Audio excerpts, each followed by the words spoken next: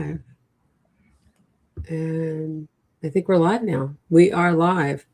Hey guys, welcome to this great live Saturday afternoon. We're live with Black Nurses Week founder Tauqilla Manning. Bridget NP and I are going to sit and have a little chat, and we're all going to learn together about what Tauqilla's been doing and creating Black Nurses Week and where that organization's going, where she is directing it, some of the activities that are coming up, and just going to have a conversation here. And thanks for joining us. Make sure you, wherever you're watching this, you like, comment, subscribe, follow, do all the things, and leave a comment where you're watching this video from. And if this is the first time that you've seen us or one of our channels, wherever you're streaming, I think we might be streaming on some Instagram, some YouTubes, wherever you find us.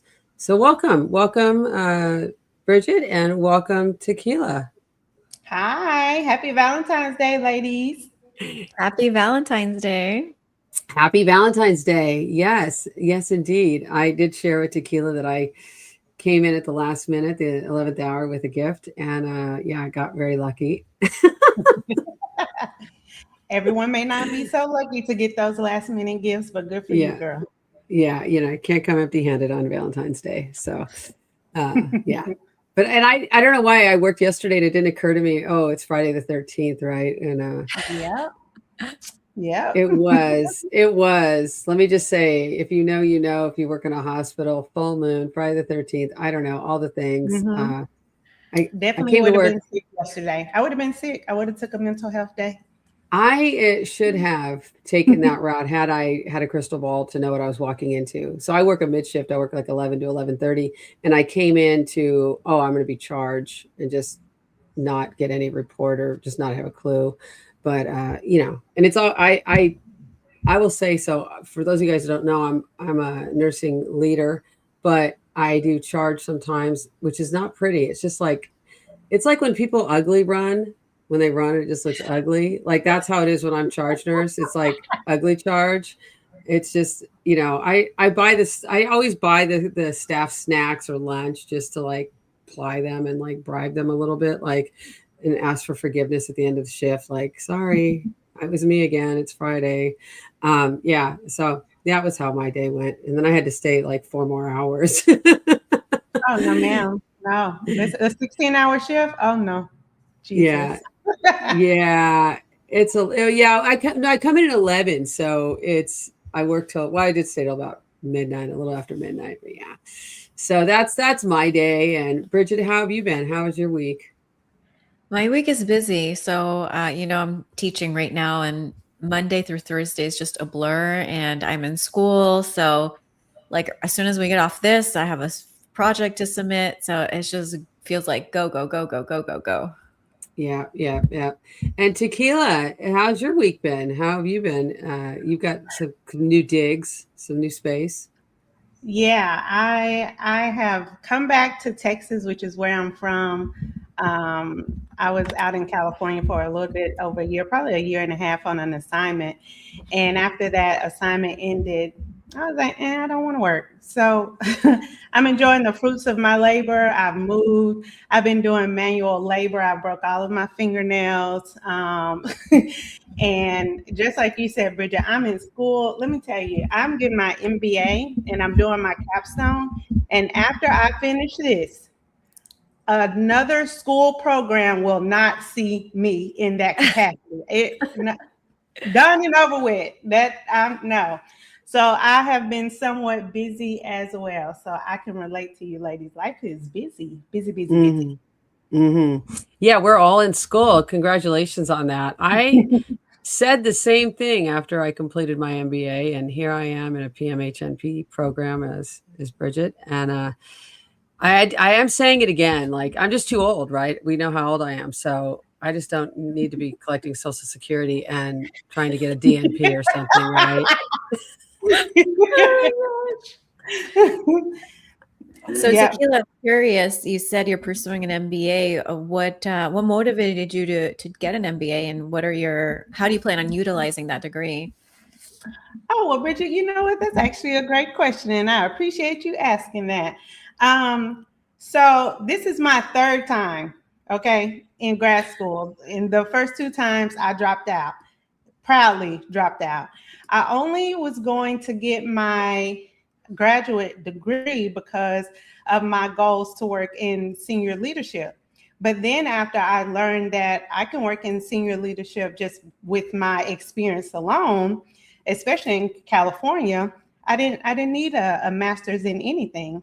And so I dropped out twice. And so now that I've come back to Texas,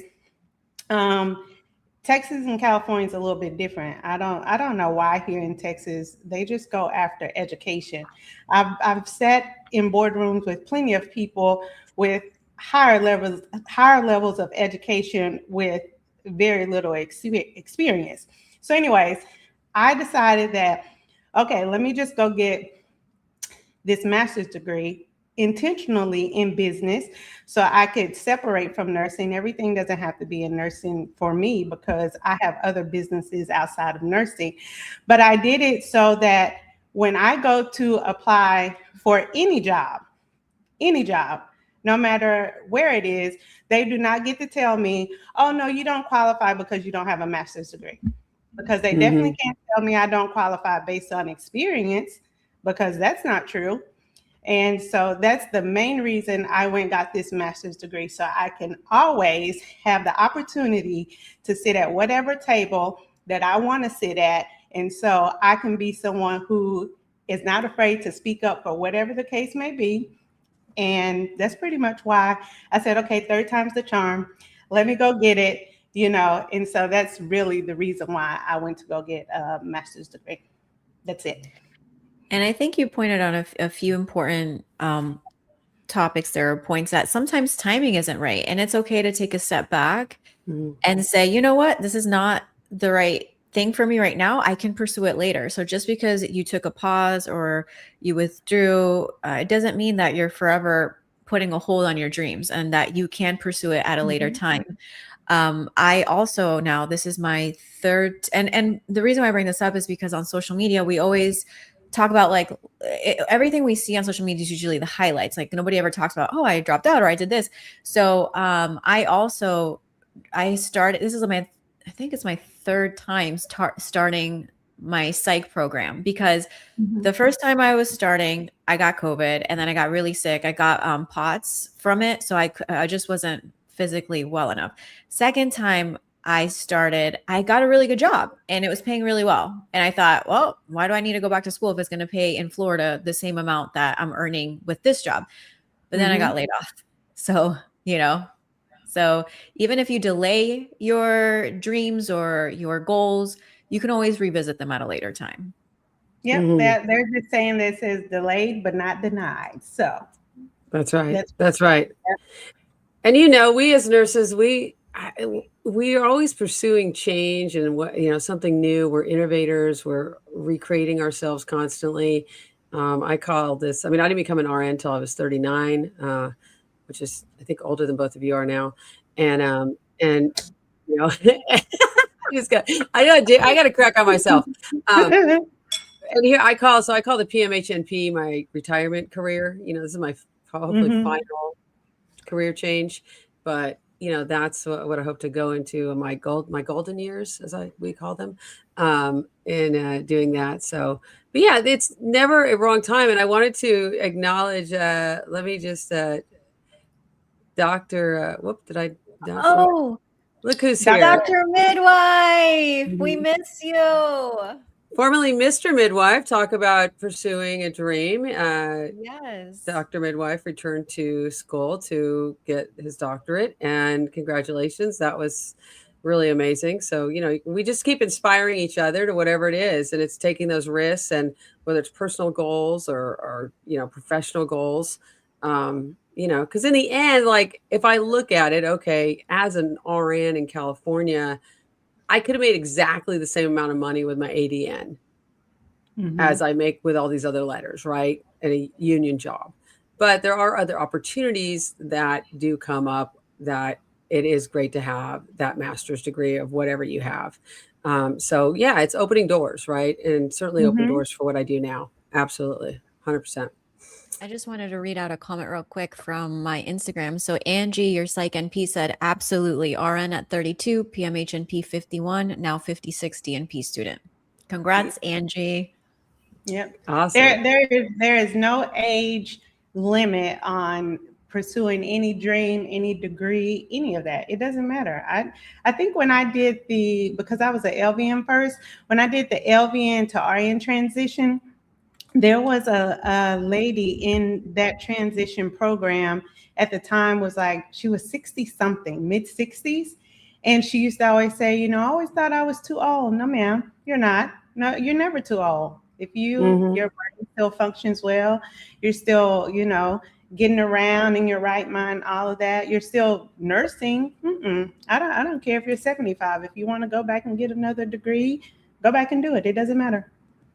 And I think that's so true, and I think it really is true for nurses, because we can kind of just work till the end, right? I mean, I work in an environment, or have worked with 4 different generations, a grandparent, their daughter, and then that person's 2 sons, right? I mean, multi-generational workforce, but as well, I think it changes as we age. I remember being in my 20s, right, and thinking, oh man, I'm just too old to try and pursue a psychology doctorate, a PhD after I did my undergrad, and I'm too old at 27. And it's like, I think that's a society's pressure on just the general public. Oh, you're supposed to go to high school, you're supposed to graduate, you're supposed to immediately go to college, you're supposed to get married, you're supposed to have kids, you're supposed to do all, they like have it all stacked out for everyone. And unfortunately, that doesn't work for everyone. And so if we remove the society pressures off of us as an individual person, you need to create your own timeline. You don't have to do what Adrian is doing. I don't have to do what Bridget is doing. I don't have to do what, Dr. Midwife is doing. No, everybody has their own timeline, and we can create our own timeline. Who cares what everybody else is doing? This is what I'm doing at this age. And I wish more people thought like that. I love that. I really love that.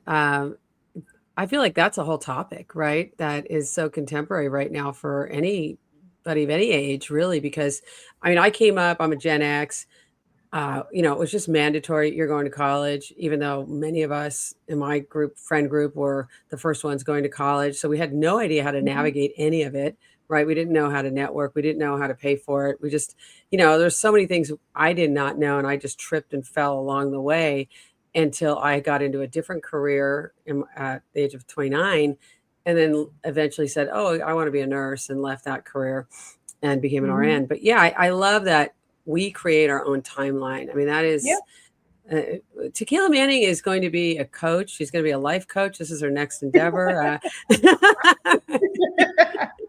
But sometimes we need to hear that, right? We need to know, hey, it's okay. It is just wherever you are at, financially, emotionally, mentally, physically, health-wise, whatever, situationally, that's a moment in time. It's not forever. And we are creating our own reality. So sometimes we got to ride through some rough patches, or questioning ourselves, imposter syndrome, all those things.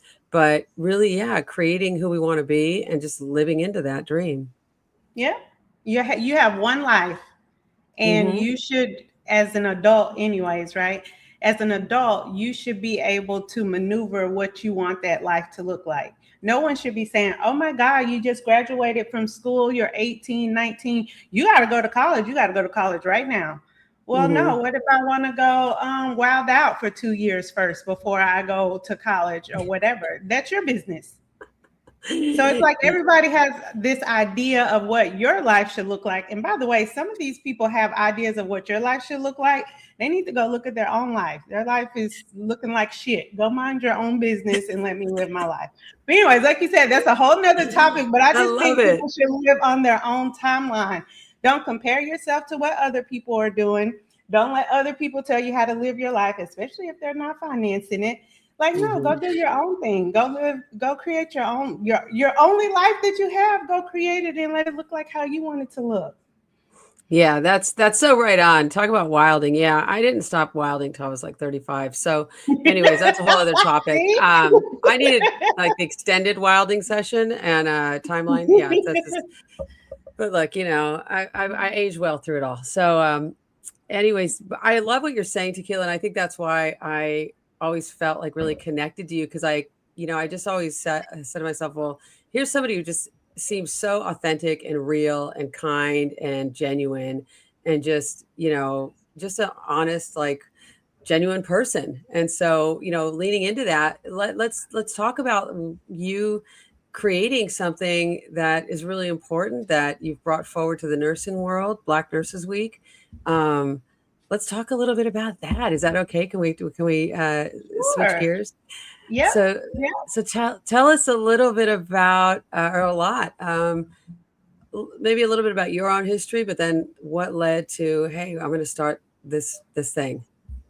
Okay.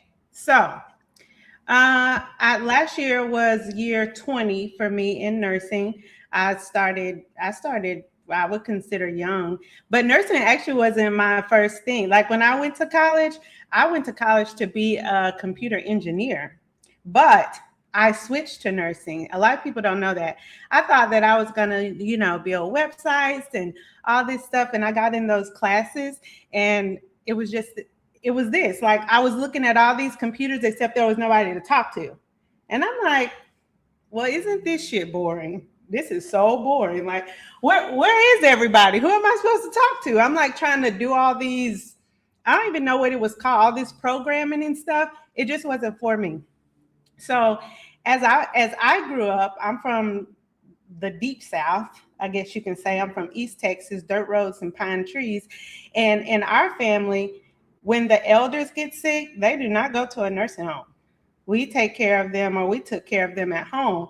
So like my great-great-grandmother, as she aged, we had like the hospital beds and the rocking chair next to it, and we're cleaning her and cooking for her and all that stuff, bathing her. And so I was helping my mom and my aunts do all of these things. And then we had family members who had mental health issues. Like, no, we're doing all this. Nobody goes to an institution. Everything is managed at home. And so as I thought of that, I'm like, you can get paid for this? Okay, cool. So I went and got my CNA license, and I just loved it. Let me tell you, you stop me, because I can go so many different ways. As a CNA, to go in and take care of an elderly person who has not seen their children or anybody, it's just like they get up every day, same routine and all of that. Nobody's coming to see them. Me and some of the other ladies that I still know to this day, we had curling irons, we had makeup, we had all the things. We're doing hair, we're getting them all dolled up, putting them on lipstick. We're going to play bingo, all the things. So that just brought a lot of satisfaction to me. But then as I'm working in nursing homes and as a CNA, I also know, okay, a med aid, oh, you get to pass out meds? Girl, I'm breaking my back getting these people up every morning for breakfast and back down and up for lunch. And you're walking around, don't look like your back hurt. So I went back to get my medication aid certification.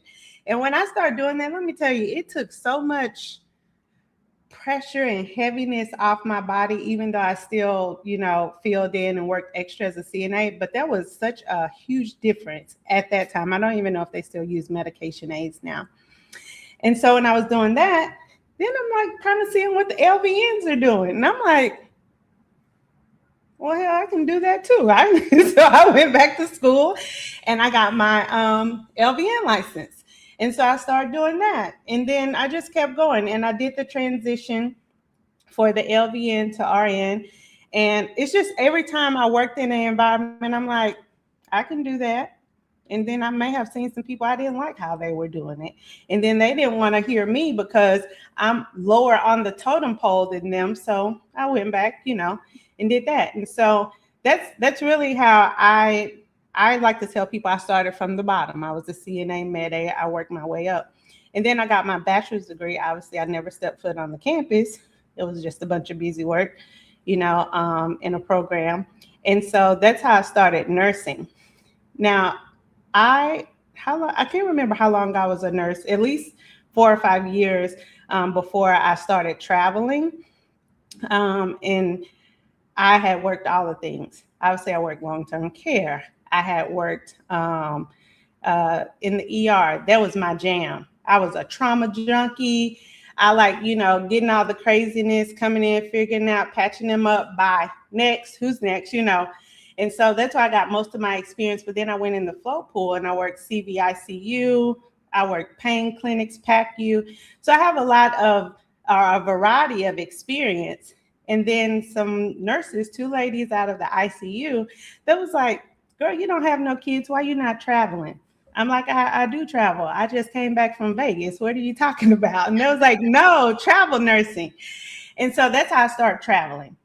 So with Black Nurses Week, it actually came from an experience while I was on a travel assignment in California, specifically in Silicon Valley. I was the manager of a emergency department, and I had been there for about 11 months. And I kid you not, and I'm not exaggerating, I was about the 20th something manager that they had come through there in like one to 2 years or something like that. And so no one was expecting me to, last. And so I just actually, and this is a unionized environment. So I was just like, what's the problem here? Like, why no one stays? What's going on? What do you all need? I'm an ER nurse too. Like, what do you need? So it was really just listening to the staff. Within that 11 months, I'm telling you, it was actually before then, maybe in like 5 or 6 months, we turned that whole, and I say we because it took the staff too, right? We turned that whole department around. Patient satisfaction scores went up, employee satisfaction scores went up. And hindsight, I think administration was so upset that this could be done without it being union versus management. And so that was the expectation over time that I learned that administration had issues with the union. Well, why do you have issues with the people who are servicing the patients within this organization? Have you even listened to what their issues are, what their problems are, what they're complaining about? Because if somebody is going to complain about something, that means that a need is not being met. Are you listening to them? Because I am. Anyway, I was offered the director of emergency services of that hospital. I was offered the permanent job and I turned it down. Do you really think that I'm about to take a permanent job for $225,000 a year when I'm working as a traveler and making almost double that? No, thank you. So they brought in a permanent person, which happens to be a Caucasian lady, which will make sense in just a moment. And when she came in, I never met this lady before I even heard that she had a problem with me. Well, how do you have a problem with me? I've been here for 11 months. A lot of the systems and things around here is because I came here and helped put them in place and held people accountable and things of that nature. She didn't like that I was working Monday through Thursday. Well, you know what? If you're the 20th something person to come through this department, eventually you get to name your own schedule. And that's what it was. I was getting paid hourly. She didn't like that. Of course you don't like it. I get paid more money than you do, honey. I know how much your job pays. It was offered to me first. She didn't like the relationship that I had with the staff. And one of the lead or the chief union rep worked in the ED. We were like this. How can we not be, And she had an issue with my appearance. And appearance as in I had like a curly tight fro, considered to be a natural hairstyle for a Black woman. And she said that my appearance was unprofessional. And that's what she told the interim director of the department at the time. And she told her to put it in my performance. And it was put in my performance, but not to that extent. It just put unprofessional appearance. And so, of course, I'm like, that's not right. I'm going to HR. You can't do that. So I went to HR. I filed my complaint. I did the EEOC. I did all the things. I contacted a lawyer. And the lawyer needed to basically talk to the interim that was there, which, by the way, was a Black woman who looked just like me, who wore her natural hair. And she refused to provide any information, said she didn't want anything to do with it. And so that's where it started. How long was I there? Actually, I think I still have old notes. I think I was there maybe like 3 or 4 weeks or so with this lady. She stopped giving me the things that I needed to do my job. So for instance, I was doing scheduling. We're in a unionized environment. I knew their union book forwards and backwards plus all side letters. I know when I need to have the schedule out and things like that. So like if we hired new people, we hired Adrian and Bridget, I need to figure out where I need to put you guys in the schedule, because not only are we going by seniority, there was also travelers there. But I needed to make sure you all as new employees, you get in before the travelers, stuff like that. She would send me all of the information I needed. Say I asked for it 2 weeks ago, she would send it to me today, knowing the schedule's due tomorrow. So she would do those type of retaliatory type things. And so I went back to HR. I said, when I first came and filed my complaint, you guys told me there would be no retaliation. These are the things that are happening. Nothing took place. There was no accountability there. So my contract ended up getting terminated for unsatisfactory performance, right? I've never had unsatisfactory performance at this place. I only had all the kudos and the accolades and all that type of stuff. And I remember that particular incident very well, because I ended up staying over. Remember, I'm an hourly employee. I ended up staying over because a physician was yelling at a nurse at the nurse's station, right when I'm supposed to leave. And so, of course, they come to me and they're like, Tauqilla, do you hear them? Like, listen to how he's yelling and cursing at me at the nurse's station. And of course, I go intervene. I call the house supervisor. Everybody was like scared of the providers there. I don't give a damn if you are RN, MD, DO, NP. I don't care. You do not get to yell and curse at anybody. And I'm present, and you think I'm not going to say something? Oh, no. I got something to say. So anyways, I intervened on that issue, and I end up staying over, not even quite an hour over my time. And insert, I am not that nurse that clock out and keep doing work. If I'm doing some work, I'm on the clock. And so anyways, she said that this new director said that I had unapproved overtime, although it was approved because the house supervisor told me to take care of it because she didn't come down there. And so that's why my contract was terminated. And so I knew what it was. It was because I went complain that, these discriminatory issues and talking about my appearance and my hair and all that stuff. And I went to HR. I know that's what it all was. And so that particular issue is when I quit nursing. I quit for 6 months. I was done. I was like, I'm from Texas. I've never been discriminated against. And I come to California, and what the hell? I'm being racially discriminated against because of my appearance, because of my hair, this retaliation. It was just at the time, it was heartbreaking for me, and it was disgusting because there's a woman that's supposed to be working with me to run this unit, walking around and nitpicking at my appearance and smiling in my face, but yet you're doing this nonsense. And so initially I was questioning God, like I don't know if I could put into words how much it hurt me and traumatized me for this to happen to me in a profession that I've been in I had to have been a nurse for at least 10 or 11 years. This was in 2017, by the way. And so I was questioning God. I was done. I was over it. And then that was in the beginning of that 6 months. But toward the end, I started saying, asking, okay, what am I supposed to learn from this experience? I know I'm not the only person that has dealt with this. If this is how, I can be treated, I know other Black nurses can be treated the same way. And so I literally woke up from a dream, and the dream was, what if there is a Black Nurses Week? What if there's something where all Black nurses can get together, be in community, talk about these things that are happening to us, stick together, and what are we going to do about it? And so that's initially where the idea of Black Nurses Week came from. From that, I call it a race-based traumatic experience. And that happened to me in California, in San Jose. So that's where the idea came from in 2017.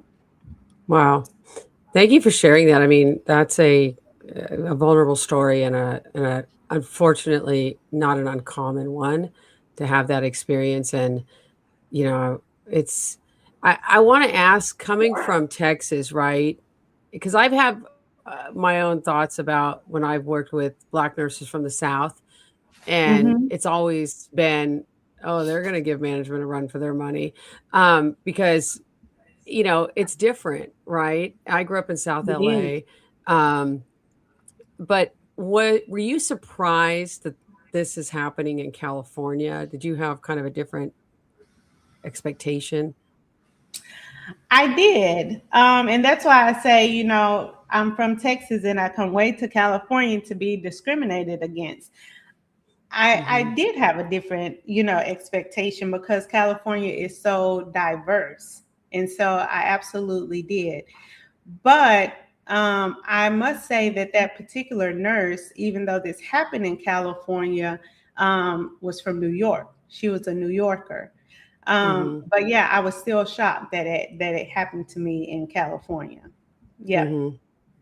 Yeah, that's and I mean, I think I've not in California anymore. I'm in the DMV area east, but worked in Southern California. And I don't know if you know this about me. I was a union organizer for nurses and worked for the largest healthcare union in America for several Oh, years. no. So I might know the hospital you're talking of, you worked at. Oh, well, there is no shame. It was at O'Connor Hospital in San Jose, but they've been bought out by the county now. So I think they're Santa Clara, something. Yeah. But at the time, it was O'Connor Hospital. Yeah, I mean, and I will say one of the great things that I liked about the union, and unfortunately people in management positions didn't have benefit, was often it was leveling that playing field so that you had to stay unified with each other across lines that maybe you didn't agree with all the time, whether, you know, because you've got to support the contract, you've got to support, you may have, you know, it's about collaboration, right? And it sounds like you were doing an amazing job and really as a manager, because oftentimes there is that adversarial expectation. And it's like, if you're not being adversarial, you're not towing the company line. But in all honesty, from a patient perspective too, the public, what is an adversarial relationship with your nursing staff and healthcare staff, EVS, whatever, kitchen, whoever? What kind of impact are you creating for patient care, as well as just the morale and the emotional bodies of your workers, your staff? It makes no sense. I'll give you an example because, again, me and the chief union rep were very close. And at the time, that senior leadership, there was a meeting one time, right? And impromptu, not on the calendar. I'm on the calendar person. I'm like, okay, what is this meeting about? The ask to me was to specifically go and do a chart audit on this ER nurse that just so happened to be the chief union rep. Okay, what am I auditing for? What am I auditing for? Am I auditing random charts of someone who came in with chest pain? And am I doing that on that nurse, Bridget, and Adrian? Or are you just asking me to go target this one nurse? Just in a, kind of feel of what the conversation went like. No, they wanted me to just go target this nurse.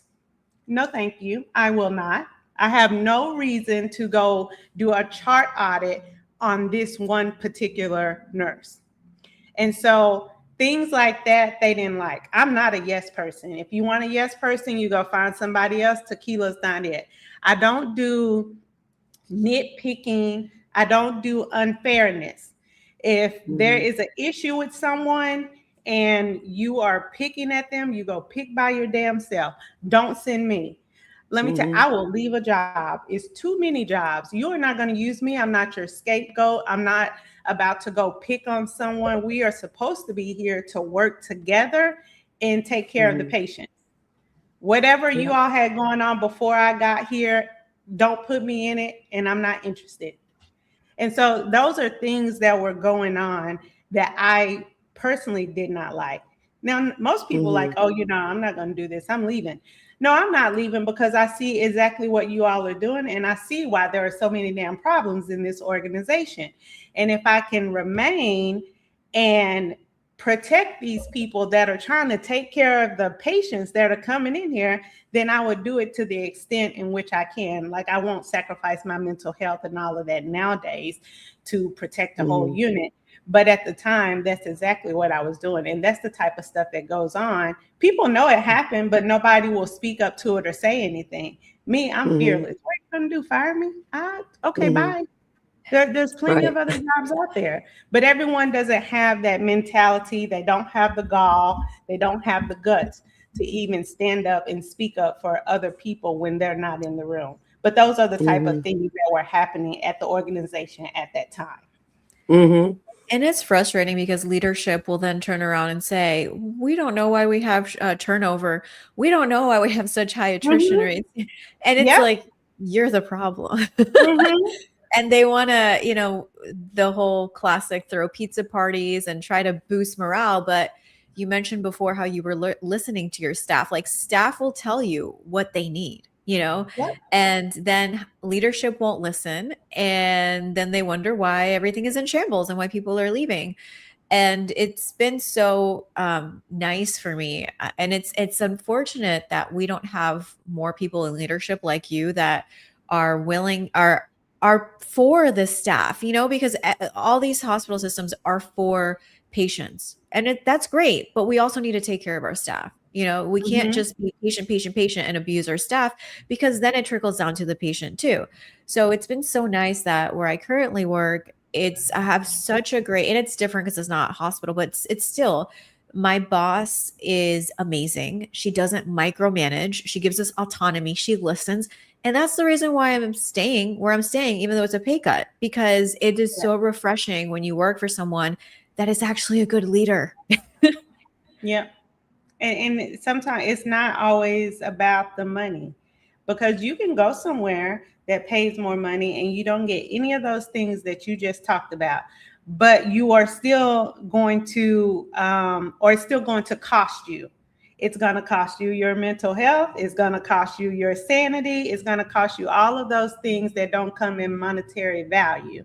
So you have to pick wisely. Yes, it's a pay cut, but if you like that environment, it's a healthy environment, then by all means stay there, versus going somewhere that's paying $5, $6 more and you're getting treated like crap. They're not listening to you. You don't get your breaks. And I try to explain that to some of the younger nurses. And even on my last assignment, even like, texts and stuff like that. Oh, well, I'm going to this hospital because they pay $3, $4 more. And I'm like, you're leaving for $3 and you're going to drive an extra 10 miles. And what about traffic? And how much are their dues? Like, people don't think about that. It's like, okay, it sounds all great, but let's do some math. And then let's make sure it makes sense. I'm not trying to keep you here, but have you done these things to make sure that this is the right move for you? Because if you leave, which is fine, and I hire someone else, don't you call me saying, I don't like it here, I want to come back. Well, I'm sorry, honey, your position has been filled.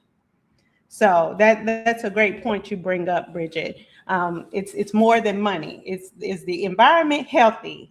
Are they taking care of you? Are they listening to you? If you're not getting some of those basic necessities of working in healthcare, then you might need to look at your environment and see, is it really worth it? And self-care, I mean, there's an emotional tax, right? We pay. And I've certainly been in those situations, and I'll have a lot more to say about that towards the end of the year. Stay tuned. And I got you. I hear you loud and clear.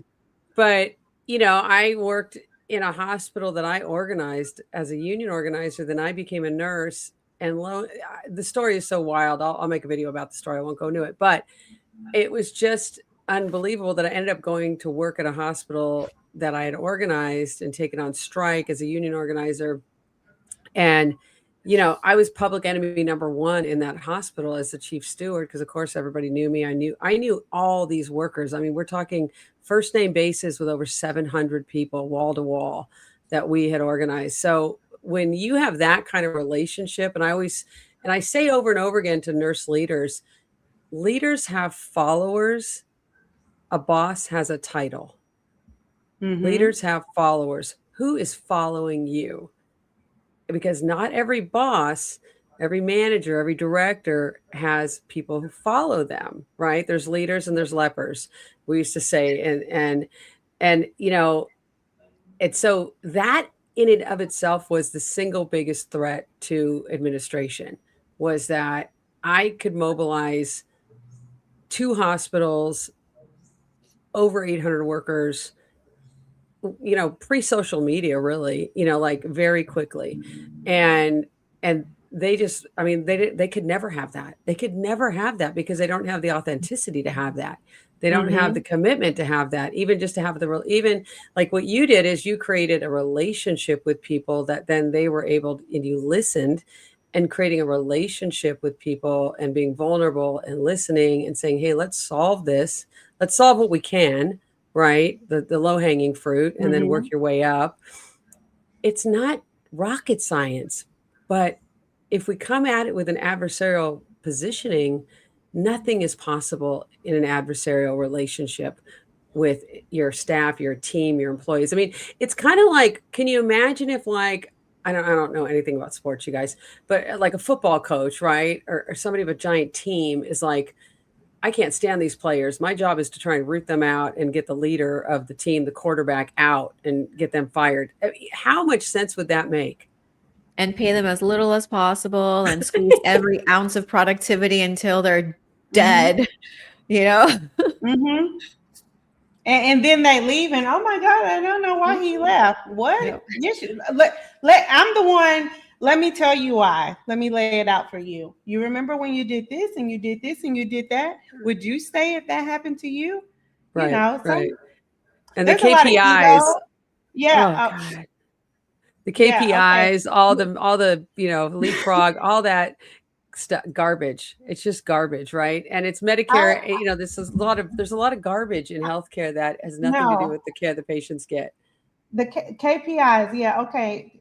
Leah, let me keep people interested. Okay, I love going to those meetings, those quality improvement meetings in the boardroom. I've already done my homework before I get there. I already know what they're going to say. I already know that the staff need to do this and the staff need to do that. Well, you know what? The staff needs breaks. Okay, let's start there. If you want them to do X, Y, Z, why don't we have enough nurses to make sure that they can go on breaks? Why are you expecting the charge nurse to break the whole unit, break themselves, and run the unit? Can we get a break nurse, please? Oh, yes. That's going to cost money. Okay, well, let me show you how much money it costs for missed breaks compared to if you get a break nurse. Let me lay the math out for you. And this is not just an example. This is something that I actually did on one of my recent assignments. Let's do the math. Call the CFO in. Let's do the math. So you don't get to say what you need done so this number can go up when you're not listening to the staff. They're not getting breaks. They're missing breaks. They're working 12 hours. They hadn't went peed, pooped. They're walking around eating the nasty ass graham crackers out the nutrition room because they can't go sit down and eat their own food. And then you're mad because they're sitting at the nurse's station drinking and eating. And oh my God, here comes infection prevention. You can't have that at the desk. Please shut the hell up. Mm-hmm. Amen to that. Yeah. And for those of you who don't know, in California, there are fines associated with missed breaks and missed meals. So it's an hour pay penalty for a missed meal and an hour penalty for a missed break each day. So, yeah, I mean, basically when I worked for 12 years, I got paid 15 hours a day for 12 well, 12 and a half hours. Because then you get the 30 minutes. You didn't get your 30-minute break. So the 12 and a half hour shift, that half hour is double time. And then you get an hour penalty pay for a missed break and a missed meal. It In adds up. Florida, well, so in Florida is a right to work state. So they could just fire you and there's no unions. And so in Florida, many of us felt the pressure of, what a lot of nurses did, which isn't right? People would clock out and go right back to working because they would make if I believe, I mean, there were several nurses that were fired over you're not taking your break. But like you were saying, Tauqilla, there's no break nurse. Like when I was a lifeguard here in Florida, we had a break lifeguard. Why is it that in nursing, when we're taking care of people's lives, there's not a nurse that comes in and just helps break nurses? So what we would have to do if someone did take a break is, oh, now I have my 6 patients plus another 6 patients of that other nurse, right? So now I have 12 patients while this nurse takes a 30-minute break. And so they would penalize us. They would make us feel like if we kept missing breaks, we're going to get fired. So what nurses would do, they clock out, still work, clock back in 30 minutes. They never got their break, but on paper, it looks like they got their break. Mm-hmm. Yep. Yeah, No. it's a whole thing. That is a whole topic. Let me tell you. Well, we've already got like 5 more, episodes. We have material here for sure. I love it. And we'll make them. Let's do it.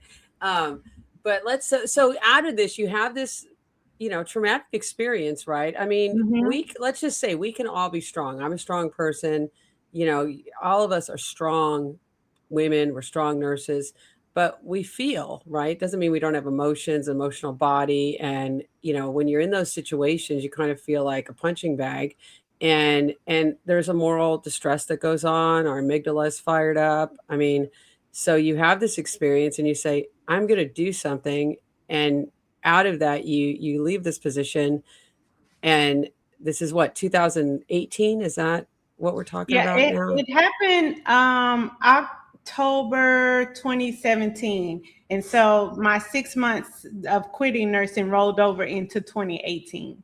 Okay. And then you decide I'm going to make this Black Nurses Week. Is this, so you were like, I'm going to make some organization. Is that, tell me how this, nope, it didn't happen. Cause then I know COVID's in here somewhere. So we got to get that in. You know what?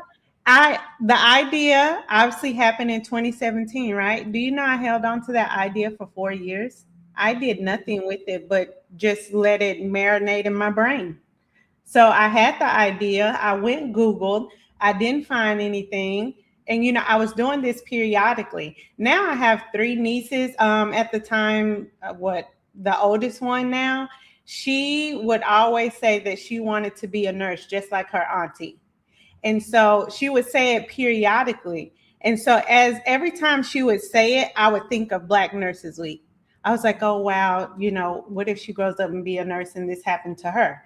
And so it's almost like I buried the idea, but every time that she would say it or, say something about, what she knows about me and nursing and how she wants to be a nurse, it's like I dig up a little dirt up off of the idea that I buried.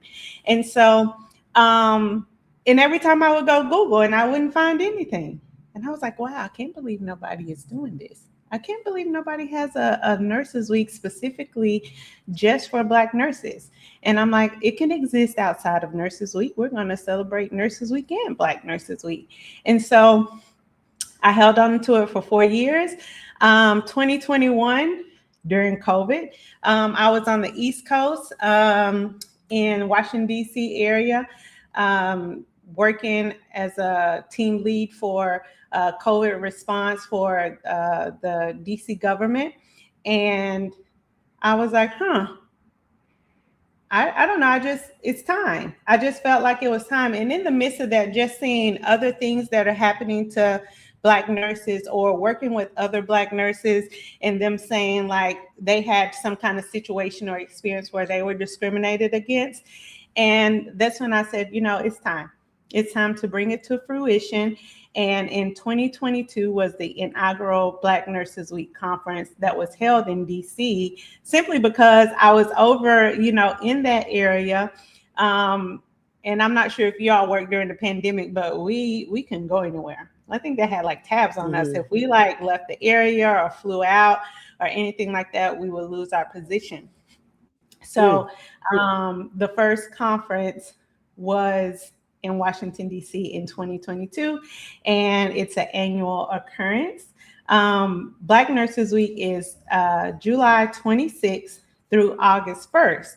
And I always get the question of, well, why did you choose those dates? What's so special about those dates? Well, August 1st, 1879, that's when Mary Eliza Mahoney graduated from nursing school. So she's the first Black nurse in the United States. So I chose the dates leading up to her graduation date. So that's why I chose July 26th through August 1st for Black Nurses Week, because me and plenty of other nurses I've asked before, I wasn't taught about her in school. I learned about her after I graduated, many years afterwards. And so I just wanted to make sure that her legacy lives on. We don't forget about her, and also to educate other Black nurses about her. And so that's why I chose those dates. Oh, that's great. I did not know that. And yeah, I mean, let's face it, I didn't learn a lot about nursing history and famous, people, especially Black nurses in history, like Mahoney, until TikTok, right? I mean, it was a lot of, let's just face it, we learned a lot on TikTok, right? And really, or just even, I mean, let's just say like Sojourner Truth, right? The fact that, I mean, that's probably one of the most prominent, well-known, taught, at least for me in the 70s, per female in Black history. And, yet I don't remember ever learning that she was a nurse. Yeah. Right. And so it's, so that's amazing. So that's amazing. So, and then we met in 2022 at the Nurses March in DC. Yeah. So you were in DC at that time, and you came running up, hey, and I was like, yeah, right on. And, and I didn't know anything. I just kind of had heard of you and got familiar with you and through the team we were working with to put that event on. And so how many people came, and how did you spread the word that first year? How'd you get it out there? It was pretty much word of mouth. I mean, there was there's Instagram, LinkedIn, and stuff like that. So just popped up on social media. And the first year it was 65 people, I think. That's quite a good turnout for the first year. Yeah, and it was pretty much, word of mouth. And this year is going to be year 5. So still growing, still exploring, different avenues and different stuff like that. And I just, the fact that anyone shows up, the fact that people are so engaged and want to learn more. And there, even to this day, there's people like, what, we have a week? When? I've been a nurse for 10 years. I'm like, calm down. They hadn't even been around for 10 years. Okay. Like, chill out. But yeah, so yeah, people show up. And I just want to go back to the March when I met you, Adrian, because I really appreciate you. I appreciate you, Nurse Cass, and Nurse Nander. So I had this big trifold. I still have it. I did not throw it away. I did some cutouts with the little sticky glue thing and did the whole Mary Mahoney thing, the logo and all of that. And I had a string around my neck and I'm walking around with it. And you 3 ladies is like, oh, wow. And just completely blasted it on social media, where other people was like kind of looking at me like, what the hell is this? We already have Nurses Week. We don't need a Black Nurses Week, blah, blah, blah. And here it is, three non-deeply melanated ladies, okay? I want to say white, but I don't know that everyone is actually white. But they were like, oh, no, this is great, and like completely blasted it all over social media. So I greatly appreciate you for doing that. Thank you very much. Thank you for saying that. And honestly, the privilege is ours, and all of us, we were just so stoked to be able to do that and to promote what you are doing and what you are doing and creating. And that's really, just so you know, the group of us and Nurse April, really foundational to our alignment and our beliefs and our values as a team, and just other projects that we worked on. And, it's just part of the fabric of all of us, and that's, I think, how we came together in part. And it's just, that's part of my background. I mean, I'm a half Mexican, but I look white, I read white, so I go by what's the privilege I get. That's what I tell people. What's the privilege I get? Where do I get sat in the restaurant? Okay, that's what I am, because that's the public, right, is going to see. But and I don't speak Spanish, so we all know I'm no sabe. So yeah, I know, just that's what they call us in California, no sabes. But yeah, so I mean, this is about amplifying, people who are making changes and challenging, just creating challenges, but also creating opportunities and avenues and whatever that looks like. So I'm just so down with what you're doing, and excited about this. So tell us a little bit about the conference, because it's going to be in Tulsa. And is there some meaning around that location for you in choosing Tulsa? Yes, there is. So last year was virtual, simply because, personal issues. My mom needed to have surgery, and I'm not choosing a conference over my mom. And so that was virtual. So we're now back in person this year. And just a lot of decisions I make, and the theme of the conference comes from me just being in my alone time, in my thoughts, praying, and just asking God for guidance, and then just absorbing the Black nursing community, what people are saying, how they're feeling, and stuff like that. So this year's theme is restoring what's old. The more I learned something on a regular basis all the time. I learned stuff about, a new Black trailblazer all the time, and then just go look at all their contributions, and if it's really being taught, in school or to the general public, or who has then took their contributions to nursing and named it as their own. And typically it's a Caucasian white person or whatever that says, oh, they did this and they did that. No, you didn't, because the history says otherwise, right? And so restoring what's old. There's a lot that's owed to Black nurses. There's a lot owed to those that are no longer here that paved the way. The recognition is owed to them. They never got it.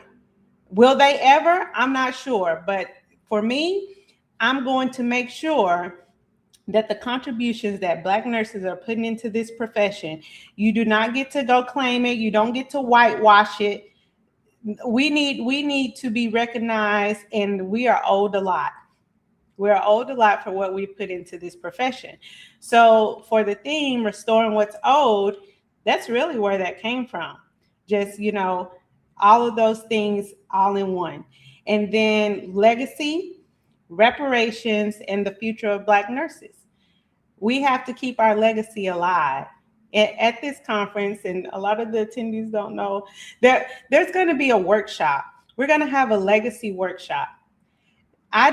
When I'm no longer here, I don't need anyone trying to tell my legacy. I don't need them trying to make it up and fill in the gaps. I'm going to document it. And so I can give it to my niece. I can give it to this museum or to this college. Here's the legacy that needs to be put out there for the public. I don't need anybody to make it up for me. And so restoring what's old, legacy, reparations. Oh yeah, we need our reparations. Will it be money? Probably not in a literal sense. No one's going to pay us. Is it going to be our 40 acres and a mule? No. But there's different ways that you can get reparations. And we're going to talk about that at that conference. And then just the future of Black nursing. All these things that have happened in the past, they will not continue to happen going forward. Absolutely not. There's a lot of people who are afraid of like retaliation and, afraid of putting themselves out there to advocate for us. And when I say us as Black nurses, I'm not that person. I'm literally fearless. What are you going to do to me? And I just need other Black nurses to know that I don't care what you've been through in other organizations and other communities, but the racism, the retaliation, the discrimination, all those things that we deal with, the microaggressions, we do not have to put up with that shit. And if they're not smart enough to know how to go through it and to handle those things, then that's where I come in, because not only do I have a lot of knowledge from education, I have a hell of a lot of knowledge from experience. What happened to me in 2017? Oh, I've learned a lot. And I incorporate that into practice when I work. Hence, you know, again, the master's degree, working in leadership. I don't work bedside anymore because I can move the needle a hell of a lot more, you know, being in leadership. And I definitely get a kick out of being in leadership, because when everyone is sitting at a table thinking like everything is all fine and dandy, no. I'm sorry. I just like being in rooms where, you know, you need to do X, Y, Z, and everyone else is like, okay. And I'm like, oh, no. And I pull out my paper. I'm like, so you said X, Y, Z. And nurses are saying blah, blah, blah, you know. So anyway, I love what I do. And so that's the theme for 2026, Restoring What's Owed, Legacy, Reparations, and the Future of Black Nursing. And we're going to Tulsa, Oklahoma, because it is home of the Black Wall Street. And if anyone doesn't know anything about the Tulsa Massacre, I encourage you to go read about it, because that time has shown us that Black people can get together, circulate their Black dollars, and enhance their own community. It was done. It was documented. And white people came through and they burned it to the damn ground. And so that's done in many cities, many places across America. Yes. 1921. So look it up, you guys. You know, this is all of our history as Americans, you know. I mean, that's how I approach especially Black history and Indigenous history. I mean, I grew up in a way that there was no separation from that. And, you know, I had to learn Black history as a child. It was compulsory in my household. So that's another, again, more interesting pieces of my own personal history. But this is really important. And I think but the thing is, like, about nurses, specifically Black nurses, the contribution of Black nurses in America and internationally, right, is so important as really the founders of modern nursing, contrary to what, you know, we're often shown as the photo, or who is the person is like the mother of nursing, right? And it's important. And I think what you're talking about, Tauqilla, and what we talk about a lot, or people we have on that we've talked with, is people challenging the status quo and saying, hey, let's step up, let's look at reality, let's you know, remove the veil, right, on this topic, and let's empower people, right? Empower a group of people, you know, whoever it may be. And I think, like, what you're talking about is so important. And yeah, I mean, I obviously, when, you know, I saw what you're doing in Tulsa, I was like, wow, that's awesome. You know, and there's so much history there. And again, you know, for many of us, many people in America may not have known all these little bits of history, Black history, without social media in the last couple of years, giving us these snippets here and there. Because really finding this information, I mean, I have a minor in Black studies. So, you know, we're talking journals, books, you know, you had to really go look for it in the 90s when I was in college. And, you know, now it's so much easier to find information. So I really encourage our viewers, anybody watching this, to really, you know, do some searches, make yourself aware. And how can people support? You know, I think this is the other thing, right, that I think of a lot, because I don't, you know, I'm gay, in case anybody didn't know that. But You're how gay? do we, I know, coming out Bridget, today. did you know? Girl, I did not I know. have no idea. But I often feel like I don't fit because I'm, you know, not in the Mexican culture. I'm an ally. A lot of us are allies, and how do we support? And so, you know, what I wanted to ask too, for folks watching, is how do allies support your mission here with Black Nurses Week? How, I mean, you know, Bridget we all have our own spheres. We promote, you know, what you're doing. put it out there, put tags, links. But how do we support Black nurses, and how do we support Black Nurses Week in your organization? Thank you. Great question. Well, doing this right here is great support because you're letting the ones that, follow you in your work, and Bridget, the ones that follow you in your work, just even having this session is letting them know, oh, wow, there's a Black Nurses Week. Let me go over to their page and be nosy and go to the website and see what they're doing. So that is support. Support is not always money. Just telling someone or sharing the information, that is great support, and I appreciate it. A way that nurses that are non-Black that can support other Black nurses is, I'll give an example. Like if you're working on a unit and you see that another nurse is being discriminatory or, singling them out, any of those microaggressions and things like that, don't sit back and that has nothing to do with me. No, speak up. It's wrong. And if you sit there and you watch it happen, then guess what? You're just as wrong. So that's how other nurses can support Black nurses, because this happens a lot in the workplace.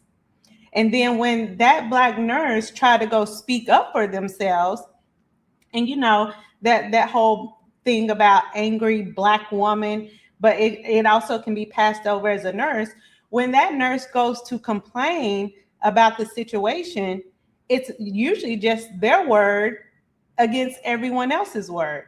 Not that, the other nurses, they seen it, but they're just like going in cahoots with that other nurse just because, they want to avoid conflict. No, you need to speak up. And that's why, again, people they leave jobs, they end up with mental health issues, because that's a lot of heaviness to, have those things happen to you and no one speaks up for you. So it's like you're there alone. You're supposed to be a team, but you're there alone. Nobody's speaking up for what's wrong. And so that to me is a way to, support Black nurses in those spaces, because I'm telling you, it happens all the time. And usually Black nurses don't say anything because you know what? They don't want to get fired.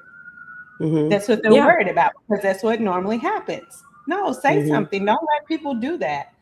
And so that's a way that you can support Black nurses in general, or even just asking them, how's your day going? I mean, you can do this for anyone, but usually when you see a Black nurse just kind of like isolated, sitting to themselves, not talking that much, something has happened. And they don't feel comfortable, being in the community with the other nurses or sitting at the nurses station and chitty chat. No, something has happened and they're afraid to say something. They don't want to lose their job.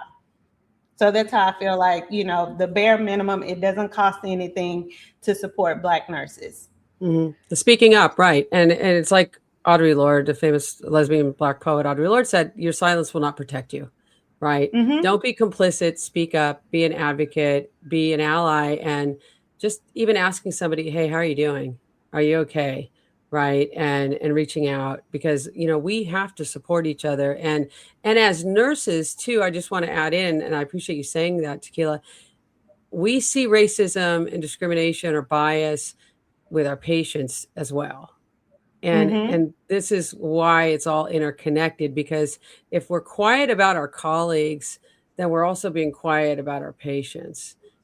And that, it can just be, it's just insidious, and it is important that we do speak up. And many of us, I mean, obviously I have a big mouth. I'm pretty courageous on that level, but I think it's not the reflex for everybody based on just personality types as well. But it's important to stretch ourselves and be uncomfortable, because if we have privilege, we need to utilize that privilege to be an ally in any way, shape, or form we can, to help others and to advocate and to bring light to somebody's situation and to offer support.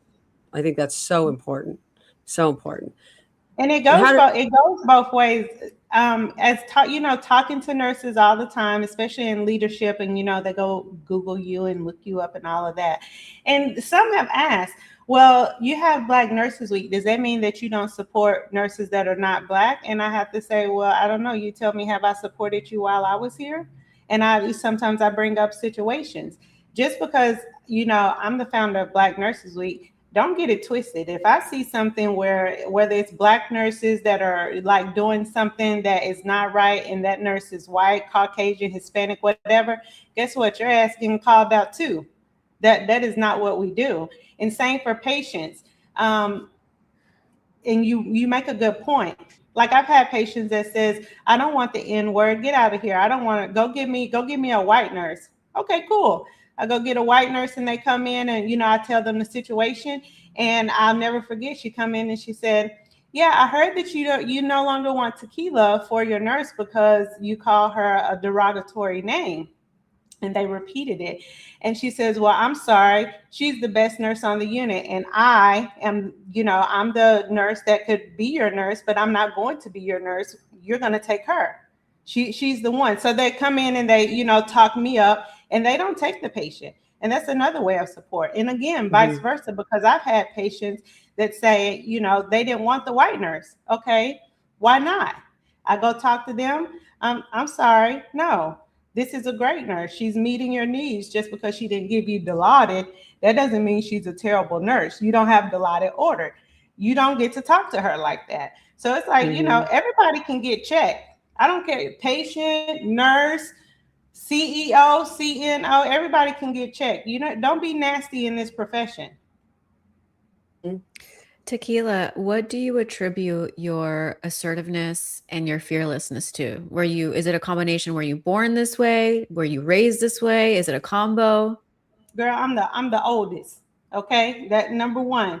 I'm the oldest, and there was a time in my teenage life that I was raised in the family. I'll say that.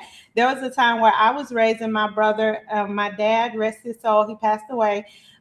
He was just working, and my mom was not around for about a year.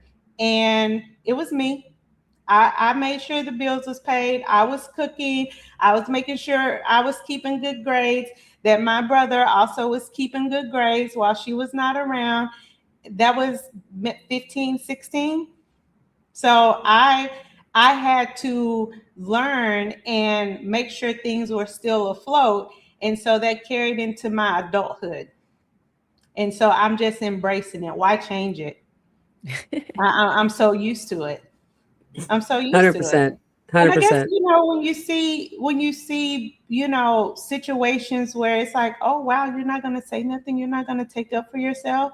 Things like that. Even, I guess I could go back into elementary school. I remember how teachers talked to me, how, they were rude and nasty to me. And I told my mom, and she come up there and wreak havoc at that damn school. I was watching. So that carried over into my adulthood. It's working out very well. I love it. I love it. That's awesome. Yeah, I think that being the oldest, I'm an only child. Bridget, where are you at in your family? I'm the oldest, and I was, growing up, my mom didn't speak English, so I was always having to translate for her. I always felt like as advocate defending, and so it's actually hard to. I kind of have some of the traits that like Tauqilla has, where it's just like, I'll say how it is, I don't care, and sometimes I feel like that's gotten me in trouble. It can. It can. It depends on how you say it. But, I think the times are changing, but being young, like on my report card, my teacher would write, she's bossy, right? But then again, we go to, if it was a man, it would be, they're a leader, right? Yeah. So because I was telling people what to do, I'm bossy. Or so it was like, again, you talked about societal roles, and from very little women, we are taught these societal roles. Like, we're not supposed to be leaders. We're supposed to be followers, and our goal should be to get married. Like, I think it's so, I think it's discouraging. We should celebrate achievements more. Like, everybody was so worried about, when are you going to get married? And everybody's so happy when I got married, but nobody celebrates educational achievements as much as like it's like they want to celebrate marriage as if that's the end all be all, but nobody gets as happy when you get a new degree. Why don't we celebrate with that same enthusiasm? you know? Yep. Yep. Yeah, 100%. I mean, look, a lot of us as nurses are also very strong individuals, strong-willed individuals. Often, and we see with our patients too, right? Like, who's the child in the family, who's the caregiver with that patient, right? Who's, Mm-hmm. who were we in our configuration of our families? And, there is a price you pay when you speak up, but like for me, and I have a feeling for you guys too, it's like there's not another option, honestly. And especially as I get older, I'm like, I feel like still I'll throw down with if I have to. You know what I mean? That's Mm-hmm. just I'm not gonna allow anybody to be abused in front of me, disrespected, uh, scapegoated, bullied.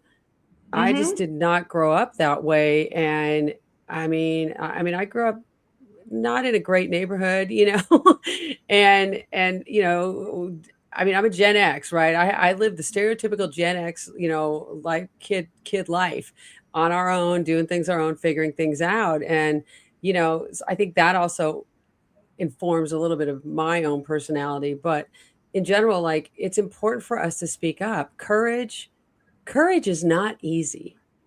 It is Mm-hmm. not an easy thing. And I think empowering, especially younger nurses of color, younger women of color, black male nurses, right? People that are really in the minorities, right? Because look, I can probably ask all of you guys, I could ask 10 nurses, what was the ethnicity of your nursing professors? And it was Mm-hmm. pretty standard. I know when I went to nursing school, pretty much, and the people that didn't fit in on the whiteness scale, they were scapegoated in my own nursing program. I saw those professors, younger professors of color coming in. So it is just important that we create the space, right? And again, I say for we, meaning me as a person of privilege, right? That we do what we can to create space that if it's me modeling to, LGBTQ individuals, right? I'm going to always be out because I want to make that space. I've been out since I was 13. Every job as a nurse, every job I've ever had, I'm like, let me just declare this now so there's no gray area. So we're not going to have any awkward, weird conversations. And it's just out there. Right. And also, by the way, Mm-hmm. don't say any stupid racist things either. And, because we're not putting up with that. I'm not the space for that. So I just think it's important just to put it out there and live through that. So any way we can encourage people and be models for that is so important. So I really appreciate both of you guys. I appreciate you, what you're doing, Tauqilla. And how many people what is your goal? What is your goal for turnout at the conference? With it being back in person, because of last year being virtual, I don't have a goal. If two people showed up, it's happening. Because I don't focus on who doesn't come. I focus on who does come. And if Right. two people showed up, oh, we're about to have a blast. We're gonna Right. have a blast. But I guess if I had to put a number on it, like goal wise, I would love to be at least 100 nurses in the room. That's great. 100 100 nurses. nurses. So if you're Mhm. out there, you're watching this, be one of the 100 that shows up. Get your ticket now. Sign up now. Get on there. I put the link is in the comments. It's showing up here for Black Nurses Week Conference 2026 in Tulsa, Oklahoma. We're going to wrap it up a little bit, you guys. Any Real quick, final Tauqilla, thoughts? Go ahead. so I know you said it was in person, but is there also an online option, or is it only going to be in person? No, so I did add a virtual option, and no one has signed up for the virtual yet. Okay. I've been thinking about taking it I'm down. gonna share it with my students because one good thing I like about my university is I have a huge black student nurse population. So I'll share it with them too. Mhm. But let me just, before we leave, let me just tell you why. COVID, obviously we had to go to work, if you're a nurse that worked during the pandemic. But during COVID, everyone, like, we were on those restrictions. We weren't in community. We wasn't like out and interacting with people. And so, yes, okay, COVID is over. I don't think people have fully got back into that getting out interacting with people in person. So that's why I never had a virtual option. Obviously last year we had no choice, but that's why. Because no, we need to be in the same space. We need to love on each other in person. And so that's why there was really never a virtual option. I want to see you. I want to hug you that first morning. I want to pat you on the back. You know, if someone's, you know, speaking, and people get emotional during some of these speaking topics and whatnot. I want to take a picture with you. Yeah, girl, come on, let's take a selfie. So that's why, because I think that in-person community type feeling, that whole vibe, is very important. So that's why. But we will have one. So because you said that, then I'll make sure it stays there. But I agree with you. There's no replacement for in person. Yeah. And I hope that people that are out there that work in schools and teaching environments can spread this to nursing students. If you're in any chat groups or organization, WhatsApp, Facebook groups, whatever, please throw that link in there and make sure that you spread the word, because this is important that we create a foundational opportunity for, you know, new nurses coming up, Black nurses, so that they can just come right into this organization and be part of the Tauqilla team, right? Thank you, ladies. I really appreciate it. I enjoyed the chat with both of you, Bridget, Adrian. Thank you for taking time out on your Saturday to talk with me. Valentine's Day. I have a feeling we're going to have some more. We'll have some more chats, and we're going to wrap it up, you guys. So wherever you're watching, make sure you subscribe, follow, like the video, and leave a comment. Again, where are you viewing from? And please make sure you follow all of us on our socials. And thanks so much. Any last final words, Bridget, Tauqilla? All right. I'm going to end. Thanks. Thank you.